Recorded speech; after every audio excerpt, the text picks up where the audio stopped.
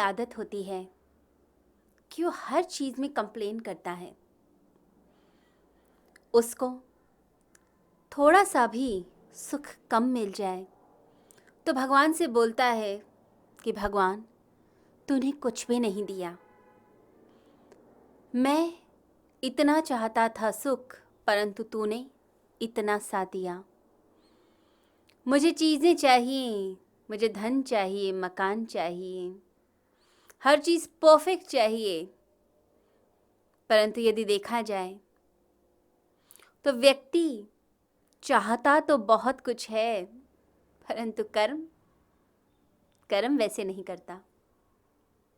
तो मनुष्य की इच्छा होती है सब चीज़ें परफेक्ट हों जीवन में, सारी सुख सुविधाएं मिलें, बच्चे योग्य बन जाएं, धन धान्य मिल जाए।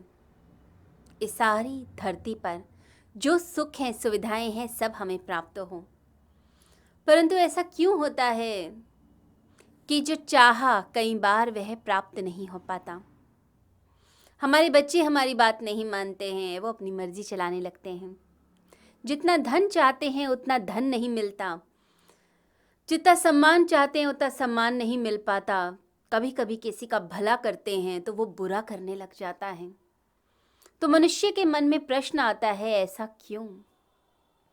फिर वह भाग्य को कोसने लगता है, वह भगवान को कोसता है कि भगवान तूने मेरे साथ ऐसा किया, आज ये एक्सीडेंट हुआ तो तेरे कारण हुआ, मेरा बच्चा फर्स्ट नहीं आया तो तेरे कारण हुआ। तो कोसता है भगवान को, नाराज़ होता है भगवान से।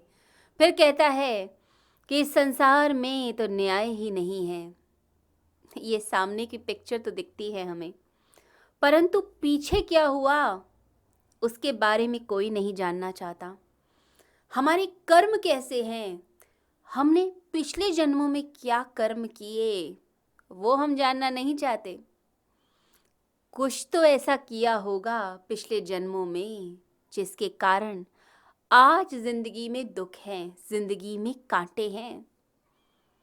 कोई पिछले जन्म का कोई रिश्ता इस जन्म में बेटा बनकर आ गया। अब वह दुखी कर रहा है, परेशान कर रहा है, परंतु मोह छोड़ने नहीं देता कि मेरा बच्चा है। परंतु वही बेटा आपके लिए परेशानी लाता है, आपके धन की हानि करता है, सम्मान की हानि करता है, क्योंकि पिछले जन्म की वह जो दुश्मनी थी, कर्म का जो लेखा जोखा था, वह उसको निभाने आया है।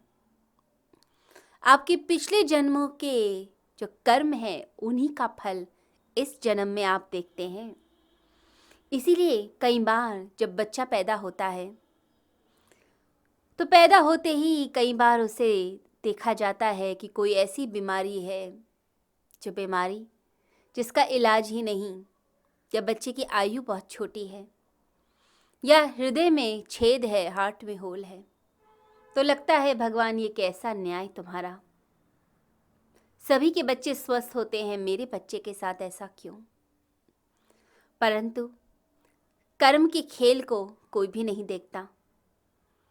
जो पुराने कर्म हमारे रहे उन्हीं का तो फल मिल रहा है, वो अकाउंट तो क्लियर करना ही पड़ेगा। पुराने जन्मों का अकाउंट क्लियर करना पड़ता है। इसलिए कभी कभी कोई मनुष्य ऐसा मिल जाता है, हम कितना भी भला करें वो बुरा ही करता है, क्योंकि पिछले जन्म का हिसाब किताब है।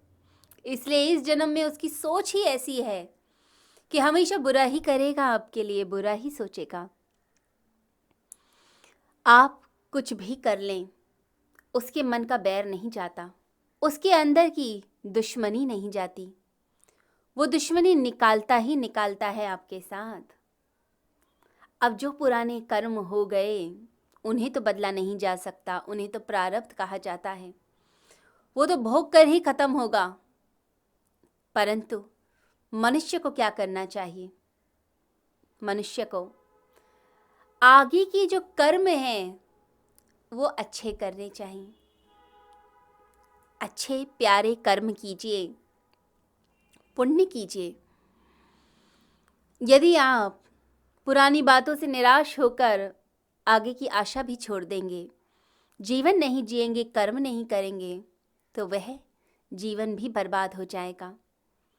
तो अच्छे कर्मों की खेती कीजिए, पुण्यों की खेती कीजिए। कर्म छोड़कर मत भागें, क्योंकि गीता कहती है कि कर्म तो सबको करने पड़ते हैं। जो संन्यास लेते हैं क्या वो कर्म नहीं करते? उठना, बैठना, सोना, पलके झपकाना, भोजन करना, सोचना, साधना करना, सब कर्म में ही तो आते हैं। तो कर्म तो करना पड़ेगा। आप कर्म से छुटकारा नहीं पा सकते, तो फिर क्या किया जाए मुक्ति के लिए?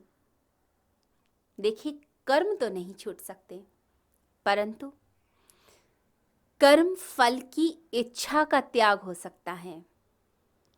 जब आप अपने आप को प्रभु के चरणों में समर्पित करते हैं कि भगवान, जो कुछ है तेरे लिए है, मुझे कुछ नहीं चाहिए, चाहे जीवन में सुख मिले या दुख, सब तुम्हारे चरणों में अर्पित। जब ऐसी इच्छा जागती है, जब आप सभी चीज़ों को परमात्मा के चरणों में देते हैं, फल की आकांक्षा नहीं रखते, आसक्ति नहीं रखते, तो मुक्ति के पथ की तरफ चल पड़ते हैं। इसीलिए अपने जीवन में समर्पण को महत्व दीजिए। गीता समर्पण पर जोर देने के लिए बल देती है। समर्पण करें, भक्ति करें, निष्काम कर्म करें, कर्म पूरी ऊर्जा उत्साह के साथ, परंतु फल की इच्छा नहीं। मुझे फल नहीं चाहिए, सब कुछ परमात्मा के चरणों में।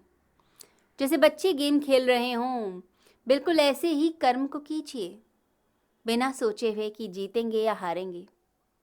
लोग तो खेल को भी बंधन बना देते हैं, हार जीत का प्रश्न बना देते हैं, परंतु ज्ञानी वह है जो कर्मों को, जीवन को भी खेल बना दे, जीवन में भी रंग भर दे, आनंद भर दे। तो ऐसा जीवन ही असली जीवन है, वही आनंद और मोक्ष देता है। तो कर्मों को खेल बनाइए और अपने आप को प्रभु के चरणों में अर्पित कीजिए। आनंद के साथ जीना और हर समय भक्ति करना, समर्पण करना, भगवान को याद करना, भगवान का वंदन करना, इससे आपका अंतःकरण शुद्ध होता है। अंतःकरण शुद्ध होगा तो परमात्मा के लिए प्यास जगेगी। फिर भगवान के नाम में रस आने लग जाता है। फिर आप इस संसार से ऊपर उठने लगते हैं।